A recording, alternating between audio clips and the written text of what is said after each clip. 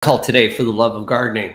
Why? Because I love gardening, and I hope you do too. For those that don't know me, or maybe logging in for the first time, my name is Frank Ferragini, aka Frankie Flowers of City TV's Breakfast Television and Cityline. I am a four-time best-selling garden author, garden expert, recipient of the Garden Communicator of the Year a few times by Landscape Ontario, as well as my family own and operate two garden centers just north of the city of Toronto, Ontario, called Bradford Greenhouse's Garden Gallery. They are as well as growers, so I come here each and every week, well, when I can, to help you with your gardening questions. How is the garden growing? Well, let's just say that the garden growing is pretty good overall. It has been an incredibly, really for this year, wet or moist summer season in the province of Ontario. Everything is pretty green that we're seeing in southern Ontario.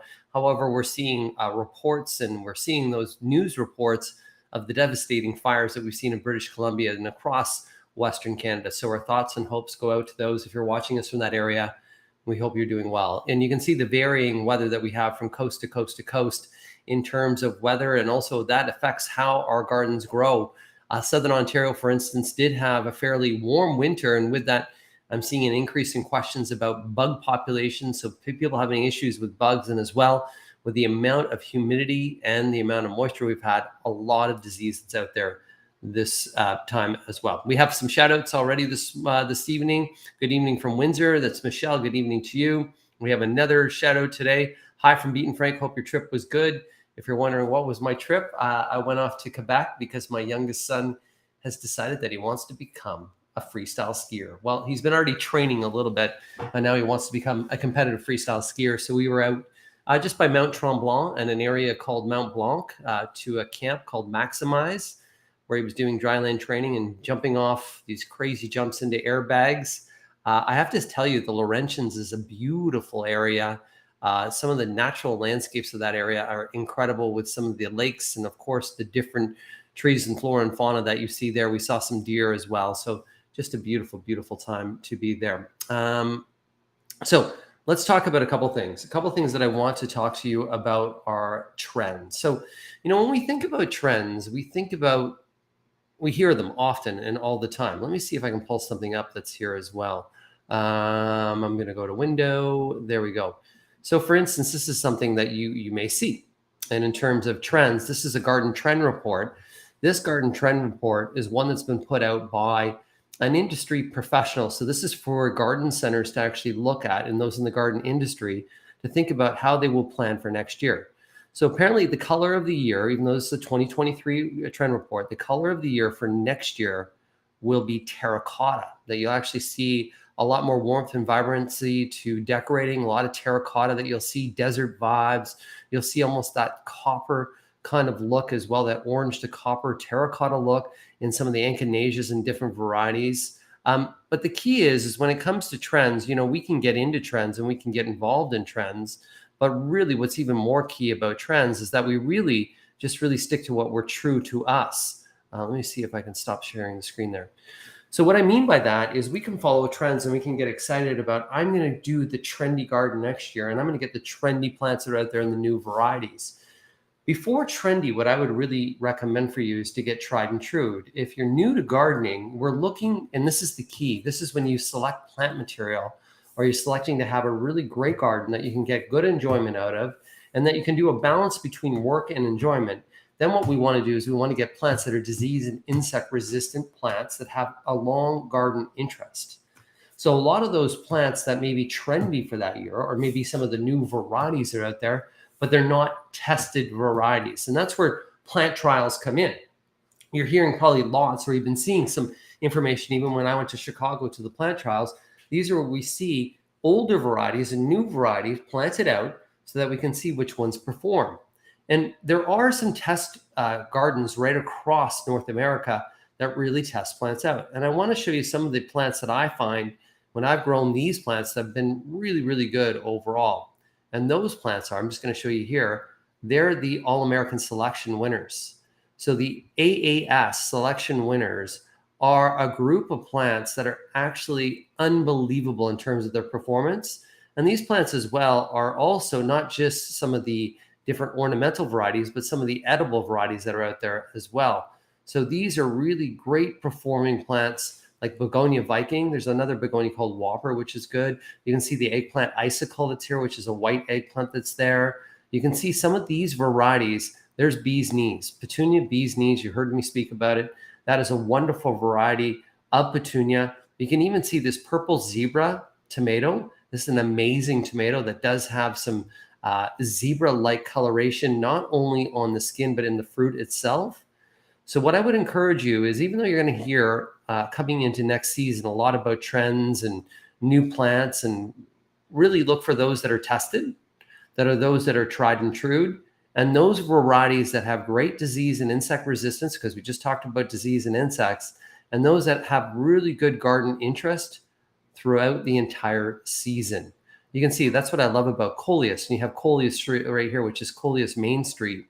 This one here, what's beautiful about a Coleus is that even though when they're not in bloom, they're going to give you a beautiful foliage, and that foliage is always going to give you some garden interest.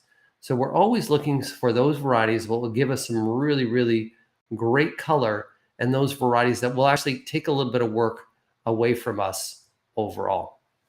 So that's my little speech and spiel, that is, in terms of trends and new. And don't always get excited about what's new, because sometimes it's really just what works that's out there. We got Dina, we're going to save a shout out there to Dina. Dina from Woodbridge, hello to you. We got Linda. Linda, hi, Frankie. Is it too late to cut back my lilac? It barely bloomed this year. Yes, indeed. So lilacs, unless they're the boomerang lilacs or the bloomerang lilacs, which are continuous blooms, but the traditional lilacs, the time to prune them is after they bloom. If you were to prune them at this time of the year, we will be removing their flowers for next year, because those flowers and bud heads are forming right now. If by chance it didn't hardly bloom at all, sometimes it's worth doing a pruning just to sacrifice next year's bloom. Wait till the bloom periods are done next year, give another pruning, and then not next season, but the following season, you should get good bloom period. Another reason why sometimes your lilac is just not performing as well as what it should be performing is if maybe some of the trees in the area have grown, or another building has been constructed in the area and has been taking away some of its sunlight. It does need 6 hours of sun for it to perform well. So make sure that it is getting a lot of sun that's out there as well. So we got another shout out today from Lori. Hello, Frank. Hope training went well for your son in Quebec. He had a great time. Karen is giving us a shout out from beautiful Burlington, Ontario. Sharon Lloyd, good evening to you. My hydrangea plants didn't have many blooms. Any tips for next year? Thanks. So hydrangeas this year should have been wonderful performing plants this year, because they do like a lot of moisture. And as well, depending upon the variety, they do need sun. So some varieties will do better in shaded location. If it's a macrophilia, a large leaf, almost leather type hydrangea, that variety blooms on old wood. So if you did a spring pruning, you're removing the flowers. So the key is I need to know the variety of hydrangea. And then with the variety of hydrangea, I'll know whether it's for sun or part sun. And then we'll know what pruning went on that maybe is the reason why it didn't bloom. Environmentally this year, in terms of weather this year, it should have been an ideal year for hydrangeas. I'm looking right now at my limelights in the backyard, and there's a lot of blooms that are out there. Got another question about Rose of Sharon from Susan Rose. Good evening from Whitby. Do Rose of Sharon need trimming after blooming? I would recommend that you do, because Rose of Sharon, which is from the hibiscus family, can become an incredibly large flowering shrub. So after the bloom period in late fall, when we get some frost and leaves start to fall, a pruning of those, pruning the top by about a third, and then removing some of the center branches that are growing in, will allow good airflow, good air circulation, and will create a healthier plant. We got a shout out from Diane. Love the show. You are so knowledgeable. Thank you. Lots of hours of work out there, but also this show here helps me help you, because by continuing to answer questions, doing research, and diving in, it makes me really kind of keep myself nice and sharp. That's out there as well. When is the latest we can transplant? From Mary Ann. So in terms of if you're buying trees and shrubs and they're container grown, you can really plant them right up until we get frost in the ground. Ideally, when we want to be doing that is to the end of October. So late fall is really the time when you can be doing your transplanting. If by chance you're doing divisions, we want to be doing dividing in late August into early September, because That's going to be times where the soil temperature is warm, cooler evenings as we're already starting to get that feeling of fall that's out there, and they'll do well. When you're transplanting, if you can use a quick start fertilizer, a Miracle-Gro quick start fertilizer, that will reduce the amount of shock, will actually help them out. But indeed, you can be transplanting, and right now you can take advantage of many sales that you're seeing at a lot of local garden centers. Right now, what I did notice this year is a lot of places did close early, meaning other places that sold plants, like some of the grocery stores, the home improvement stores. It seems like as of June 1st, they just closed up shop. So, but a lot of the independent garden centers out there are doing really well. So we got the Cape Pop Sisters. Love it. Hello, Frankie. Wanted to ask about roses dropping leaves. My recently purchased a burgundy iceberg rose, still in the can, has a few flowers, but practically bare of leaves. Thanks. So the reason why we drop leaves is generally over water. So sometimes roses, just going to take a little drink of my tea here. Roses get black spot. So they get a fungal disease called black spot. They like to be dried out in between watering. And if it is still in a can, and that can has no drainage, so maybe it was just in a decorative can that was given to you, and there's no drainage in there, it's drowning in water. So I would get it out of that can or drill holes in the base of it. As soon as we get it to dry out in between waterings, it can actually probably bounce back, refoliate, and then we can get blooms. Planted, if you're going to be planting it outdoors, you're going to want to mound some soil late fall after the leaves drop, because this variety here is one that does have a graft point that's out there as well. Sharon from Mississauga, giving some sunglasses and shades that out there. Good evening from Welland. My peonies had powdery mildew this year. Should I cut them back? In the fall, I would cut them back and remove any of those leaves that you have. And any of the leaves, that'll actually get rid of some of the pathogens that create the powdery mildew. Discard those, put them to the curbside, get rid of them. If we have a cold winter, that will also help get rid of some of those pathogens. And then also see where your peonies are planted. And if they're in a crowded garden, think about dividing or moving some of those plants around this fall, so that we can create some more air circulation through that area to help those peonies out, so that we won't get all that humidity and moisture trapped in there that doesn't dry out fast enough. That is the ideal conditions to create powdery mildew. Okay, just to take a little break from the questions out there as well. Oh, I'm just going to hide this one really quickly. 1 second, and hit cancel here. Just want to show you guys and update you on something as well. Coming up, it has been announced now. The tickets are out there as well. Two Sisters Vineyards in Niagara-on-the-Lake. Beautiful place. We've been having some fun. We've done a winter event with them. We've done spring events with them. And now we're going to do something to celebrate the fall. We're going to celebrate the harvest with Grow Your Own Pizza. We're going to be talking about harvesting, storing, and different plans and things that we can do for next year, but also celebrate this year. With this, we're going to be cooking some pizzas from the garden, from garden-grown materials that are garden fresh. And we're going to allow you to sample some pizzas, drink some fabulous wine, and also talk about some of the different wines that they have and how we compare them with pizza. The cost of this is $75, but once again, it includes a few glasses of wine, as well as some food and some entertainment with me in a beautiful natural spot. That's Two Sisters Vineyards, located in Niagara-on-the-Lake. If you want to find out more, you're just going to go on to their website, which is twosistersvineyards.com. And then you're going to go to shop. And with there, you should see in there some different things that you can be doing in terms of some of the events that are out there. And you can also join the Two Sisters Vineyards Club, which will give you a little bit of some access to some of the great things, including Journey of Flavors, which is another great event that they have that's on there. Okay. Now I'm going to have an ask for you guys that you can put in the comments. I want you to tell me which plant this year you were disappointed with. So just put disappointed, and it could be, let's say, a climbing rose. Okay. Loved. So you can either do disappointed or loved. Loved could be your PG hydrangea. Which plant you fell in love with this year, and which plant disappointed you the most this year? That's just kind of some curiosity that I'm having out there as well. So I would love to find out from you. Question that we have right now from Karen. How and when is the best time to divide a large Shasta daisy? So Shasta daisies are incredibly hardy plants. You can do it in the spring, or you could do it in the fall. So we could do it in the month of September, no problem. Best way to divide, it depends on how large it is. We can do simple as taking a spade, and that spade, as long as it's a sharp spade, we could go in and then go almost to half the size of that and just put the spade and just almost cut down right in. And then we're just going to bend out, and then we're going to dig around the outside of that and pop up that section, that half section of plant.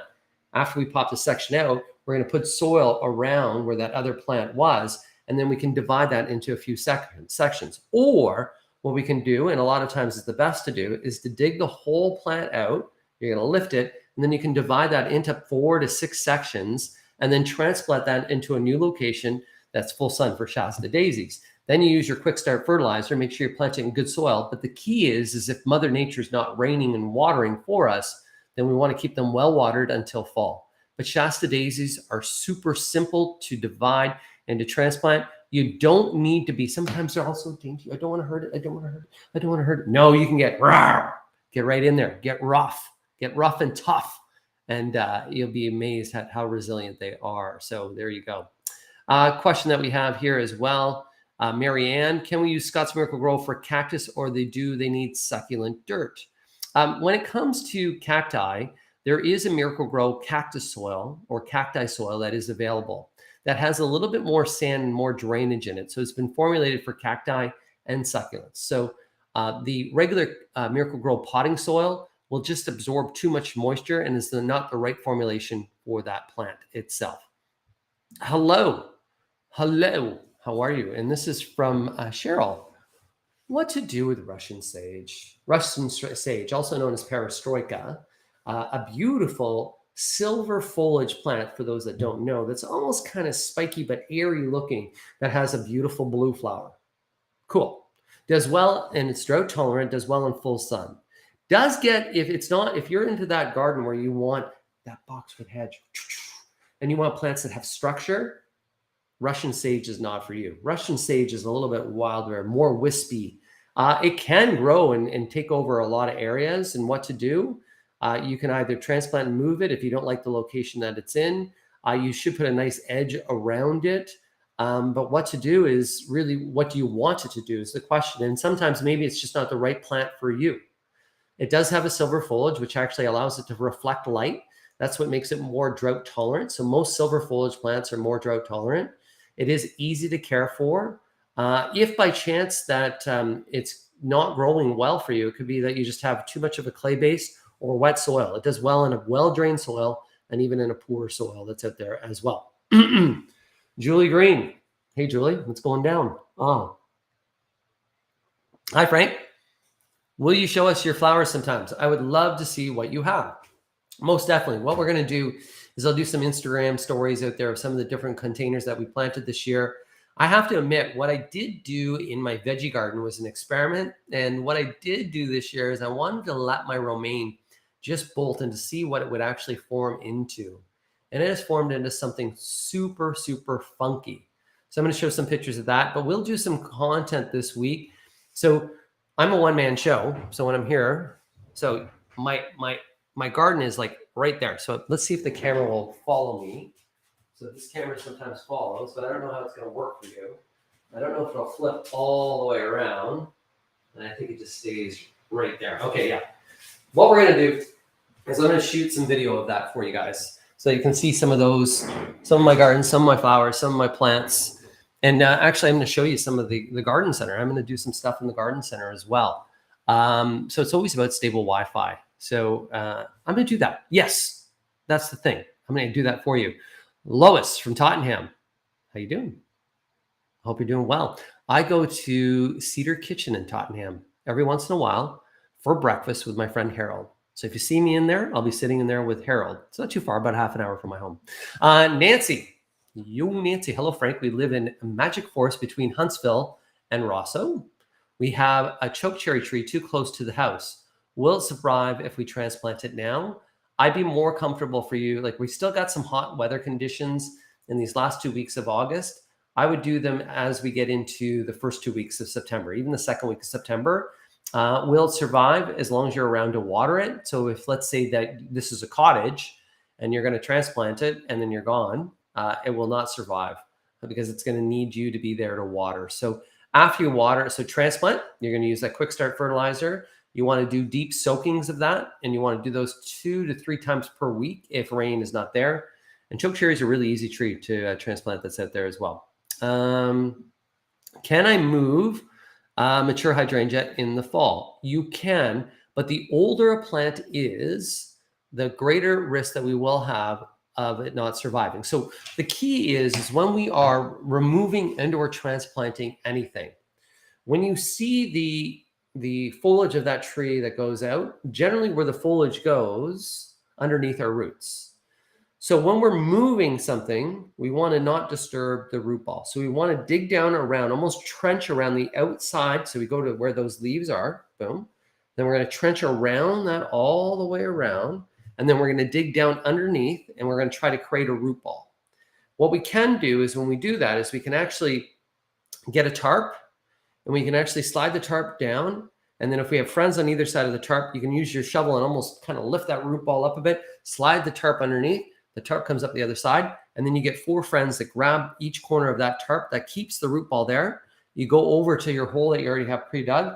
You slide the tarp into the hole, pull the tarp out, and then the root ball doesn't get disturbed. We put good soil around it, like a triple mix around it, and then we do a good transplant fertilizer, like a quick start, and that's where we're going to have survival. But anytime that we move a plant, is there a risk of losing that plant? Yes.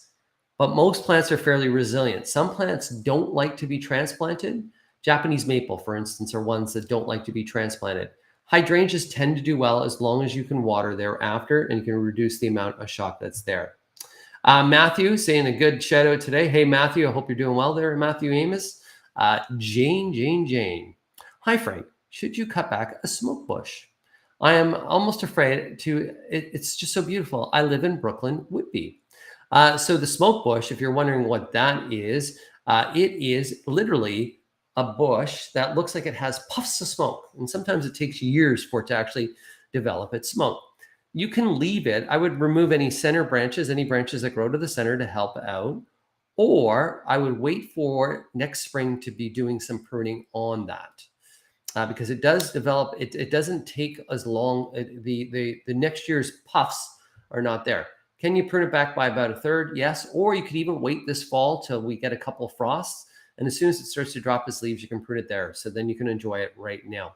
But pruning, of course, is always going to create a healthier plant that's out there. Smoke bush, just to let you know, can get incredibly large. So hopefully you have it planted in the right area that's there. Lacey giving us a shout out today and saying a good evening. Good evening to you, Lacey, that's out there as well.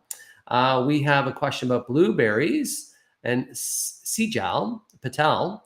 I have blueberry plants for 4 years, but I don't have any blueberries. Can you please let me know what I'm doing wrong? Every spring I put 1 cup of Epsom acidifier. So yes, indeed. But blueberries also do need pollinators. So you need a prince and princess are generally what you will need. So you need a male and female. So if you have, let's say, male plants and or female plants, then you really need to make sure that you have one in there for pollination. So it could be that they're not setting the fruit. So as long as they're getting a bloom, they're not setting the fruit because you do need a pollinator. So a lot of the times look at the variety that you have, and then you may need to put another 2 plants in. You may put another male and female if you don't know what they are. It's really hard to determine whether it's a male or female. So sometimes you just add another 2 that are in there. Heather, I don't know if this, now I get it. Morning Glories. Was Morning Glories a disappointment or was it something that you loved? Morning Glories can sometimes be a disappointment because they just seem like they're never going to bloom and they don't do well because they don't get enough sunlight. And that's kind of the challenge. But Morning Glories are just really happiness that's out there. Deborah, she's disappointed in petunias. This year was a wet season, but let's just say that petunia was planted in too small of a pot and dried out too quickly. They didn't do well. If your petunias right now don't look well, I would take a pair of scissors right now and cut them half back. And then fertilize them with a Miracle-Gro all-purpose, and they should recover really nicely back. Linda saying that she loved her maple leaf hydrangeas. There's a hydrangea variety which does have like kind of a maple leaf hydrangea, oak leaf hydrangea, forgive me, called Alice, which is beautiful. The foliage is beautiful, but then gets a red fall color, and that maple leaf hydrangea should get a red fall color as well. Loved, this is Marianne, loved my begonias, especially the trailing. Begonia varieties have become incredible. Dragon wings begonias are generally your trailing varieties, and those are really hardy. But as well, some of the whopper begonias, unbelievable. And I have some begonias that I planted really well this year too. CGL, disappointed with tomatoes. Love petunias, dahlias, and those would probably be clematis that are there. Tomatoes this year did get a lot of early blight and even late blight quite early. Fusarium wilt is some of the other diseases they did get. And there was a lot of people that did struggle with tomatoes. However, if you had them in an area where you had good airflow, good air circulation, and then as well you were doing proper watering and you did use a fertilizer with a calcium, others this year had great production of tomatoes. Katie or Kathy that's there. It's Kathy. Hi, Frankie. My macrophylla hydrangeas must have 30 blooms on it right now. My state fair zinnias are also fantastic. So people out there are having some really good years. And I'm telling you, I would love to see the picture of that macrophylla hydrangea as well, Kathy. So Frankie at frankieflowers.com. Marlene, disappointed in my basil this year. Been growing it for years from seed. This year didn't grow. So if you're disappointed in your basil or basil, next year I want you to look for it and try a variety called Emerald Towers. Emerald Towers is a fantastic variety of basil that doesn't get mildew and really is wind tolerant. It's a smaller leaf, super pungent. I'm looking at 2 plants right now, and they are really good that's out there. Marianne says, thanks for some great advice. No, thank you guys for sharing as well. Are these double cone flowers new? So Cheryl, the double cone flowers have been around now for about 5 seasons, even a little bit longer. Some of them have been. The double cone flowers are not as good as the singles in terms of bloom count. They're more unique specimen types. But what I've been seeing even in the trials, they don't have as many blooms as what you would a single cone flower that's out there. Julie, thank you. You're the best. I have moments. Some people may say differently at times. We all can grow. That's what I'm going to say. August 27th. What time will the Q&A be? Thanks. It's going to be at 5 o'clock. I'm just finding right now with summer, next week as well, my kids are going up to camp. My one son's going to go to camp. So I'm going to share those mornings and take the mornings just to kind of enjoy coffee and enjoy those things. So I'm going to do it at 5 o'clock on August the 27th. And also, if you don't like 5 p.m., you let me know. Shelly, Frank. Hi, Frankie. Can we use grub begone now? Yes, indeed. Yeah, the grubs are up there on the surface. I was going to mention to you guys, Japanese beetles this year have been super bad. So I'm glad that you brought this up as well. So we can use grub begone now because we can actually get rid of some of the grubs that are in the lawn. They're causing damage to the lawn. You probably haven't seen that much damage to your lawn if you're in Ontario this year. And the reason why that is we've just had kind of a wet season. So the lawn has been able to grow as fast as what the grubs are damaging. However, what we've been seeing in Ontario and now right across the country is we've been seeing a lot of Japanese beetle spread. And that's the adult form of a grub. So the grub is the larvae. And now we're seeing these guys here. You know, we've been dealing with them in Ontario for quite some time, but now they've been spreading into areas of Western Canada. And you can see some of those red areas. There's some areas and issues where they're trying to quarantine these bugs. They were first detected in Vancouver in 2017. The concern there is for some of the agricultural crops and some of the wine crops. These guys here this year, I've never seen. I was just at my mom's house. The population of Japanese beetles has been crazy. So beetle begone is a great way to control as well.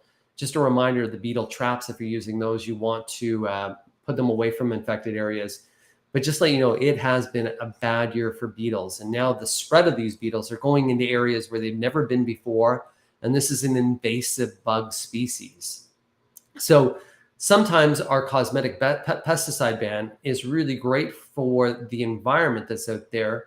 But there's still some things that some professionals need access for in the pharmacy. And agricultural, they do still have access to in the pharmacy to take care of some of these insects. But invasive species, I cannot stress more. If you're buying plants online, make sure they're from a company that's CFIA inspected. Do not buy plants online that are shipping from other countries that are coming here that could be bringing disease and insects that can cause further problems. So Japanese beetles is just an example of that. So just super be careful out there as well. We have another little comment here. Discovered a strawberry plant where it shouldn't be growing. How late in the season can I move it? You can move it all the way. Strawberry plants are perennials. They come back year after year. So you can move that guy right up until about 3 to 4 weeks before snow flies. Well, I would feel very comfortable with that. Sandra has given us my yellow petunias with orange rim. Great. I'm going to do this still. I'm going to extend this a little bit today. Karen, disappointed my cherry tomato plant. Never had an issue growing them. Don't like, sometimes it's not you. Sometimes it could be weather. And this year we did have lots of moisture, lots of rain, lots of flash rains that are out there that cause some diseases. It could be the variety of cherry tomatoes that you did. And a reminder, if you didn't have good tomatoes this year in a location, or good cherry tomatoes this year in a location, next year, don't plant them in the same spot. We want to do crop rotation. By rotating our crops, so where we had tomatoes this year, we put a lettuce crop next year. So then that way we're going to get rid of the disease. We're going to put better nutrients into that soil. And then next year. So if you've been growing that cherry tomato in the same spot year after year after year, that soil could be depleted and maybe some disease stuck around from last year that caused you problems this year that's out there. I'm just going to do a couple more. Disappointed with my poppies. Poppies, poppies are beautiful. So when they bloom, they're beautiful. But after a poppy blooms, it's a damn ugly plant. So maybe that's why you're disappointed. So you want that perennial garden that actually can hide the poppies after they finish blooming, and that something else can come into bloom. Shasta daisy is a great example. Echinacea, great example. Coneflower, a good example to do that. Or you put a little bit of annuals in there to have some good color that's in there. We got another question. Well, another comment that's here. Love to Santa. I don't even know what that is, guys. The first season growth, low maintenance. Disappointed with the Little Kim lilac. No blooms this year. So the Little Kim lilac could bounce back for next season. Don't prune it now because you'll remove next year's blooms. I'm going to leave it right there, guys. For everybody that joined us today, this afternoon, I hope your gardens are a great success. I hope maybe I inspired you. I hope you learned a little bit. I hope you smiled a bit. And I hope I just motivated you to get outdoors. If it comes to my son that's doing skiing, if it comes to my other son that loves to be in photography outdoors, or if it comes to me growing plants outdoors, there's nothing better than getting outside and getting active. And also being around plants, because they make us feel good. They make things in the world look good, and they make us all happier and healthier people. So to help happiness and health and the great gardens, have a wonderful evening. See you tomorrow morning on Breakfast Television, 6 a.m. I'll be there. Tune in.